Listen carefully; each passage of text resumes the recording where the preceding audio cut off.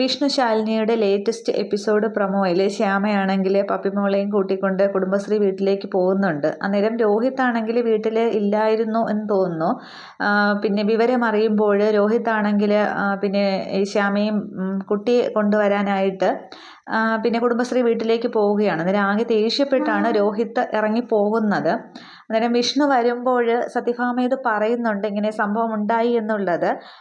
പിന്നെ എന്തായാലും അവൻ അങ്ങോട്ട് പോയി അവൻ്റെ കുട്ടിയെ കൂട്ടിക്കൊണ്ട് വരട്ടെ, പെണ്ണുങ്ങൾക്ക് ഇത്രയും അഹങ്കാരം പാടില്ലല്ലോ എന്നിങ്ങനെ ഭാമ പറയുന്നുണ്ട്. പക്ഷെ പിന്നീട് രോഹിത്തിനെ ഇങ്ങനെ കാണാതെയൊക്കെ ഇരിക്കുമ്പോൾ ഭാമ അതിൻ്റെ ദോഷവശങ്ങളും കൂടി ചിന്തിക്കുന്നുണ്ട്. രോഹിത്തിൻ്റെ ഒരു സ്വഭാവം അനുസരിച്ച് അവന് അവിടെ പോയി എന്തൊക്കെ കാണിക്കുമെന്തോ എന്തൊക്കെ പറയുമെന്തോ എന്നൊക്കെ ഇങ്ങനെ ഭാമ സന്ദേഹപ്പെടുന്നുണ്ട്. അന്നേരം വിഷ്ണു ഇങ്ങനെ ആകെ വിഷമിച്ച് നിൽക്കുകയാണ്. തൻ്റെ കുട്ടിയെ അവിടെ നിന്നും ശ്യാമേനെ ഒറ്റയ്ക്ക് നേരത്തെ പറഞ്ഞിരുന്നല്ലോ ഇവിടെ നിന്ന് കൊണ്ടുപോകും, തങ്ങളിൽ നിന്ന് മാറ്റും എന്നുള്ളതൊക്കെ. അന്നേരം വിഷ്ണുവിന് ആകപ്പാടെ ടെൻഷനൊക്കെ ആവുന്നുണ്ട്. വിഷ്ണുവിനിപ്പോൾ ഒരു കുടുംബമായിട്ട് ശാലിനിയും മക്കളും ഒത്തൊരുമിച്ച് ജീവിക്കണം, താമസിക്കണം എന്നുള്ളൊരു ചിന്തയൊക്കെയാണ്. അതുകൊണ്ടാണ് വിഷ്ണു ഈ പൈസ എല്ലാം ഒക്കെ മാറ്റി നിർത്തിയിട്ട് തനിക്ക് മാത്രമായിട്ട് കുടുംബവുമായിട്ട് ചിലവഴിക്കാനുള്ള സമയം വിഷ്ണു ഇങ്ങനെ ഉണ്ടാക്കിയെടുക്കുന്നത്. ഈ സമയത്താണ് പപ്പിയും കൊണ്ട് പിന്നെ ശ്യാമ പോകുന്നതൊക്കെ. അതേസമയം രോഹിത് അവിടെ ചെല്ലുന്നുണ്ട്. ഒന്നും രണ്ടും പറഞ്ഞ് ശ്യാമയായിട്ട് വഴക്കുണ്ടാവുകയാണ് ചെയ്യുന്നത്.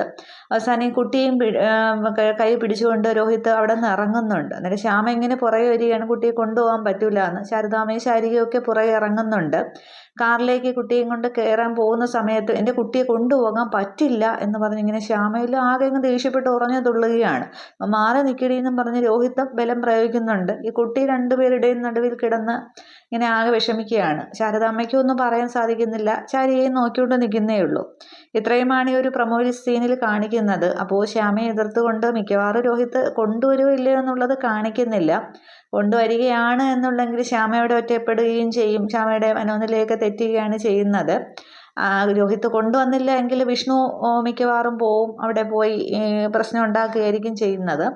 എന്താണെന്നുള്ളത് നമുക്ക് ബാക്കി എപ്പിസോഡ് വരുമ്പോഴത്തേക്കും നോക്കാം. ഇനി ശിവന് നേരെ ശാലിനി ഇനി എന്തൊക്കെ തന്ത്രങ്ങളാണ് ഉണ്ടാക്കുന്നത് ജയിക്കാൻ വേണ്ടി. ഇപ്പോൾ ഒരു കോർട്ട് ഓർഡർ സ്റ്റേ ഓർഡർ വാങ്ങിച്ചിരിക്കുകയാണല്ലോ. പക്ഷേ അതിനെ എതിർത്ത് ശാലിനി ഇനി നേരിടുമോ, ഇനി ശിവൻ്റെ പക്ഷത്ത് കുറേശ്ശെ ന്യായം ഉണ്ടോ എന്നുള്ളതൊക്കെ നമുക്ക് എപ്പിസോഡ് വരുമ്പോഴത്തേക്ക് നോക്കാം. Okay, thank you.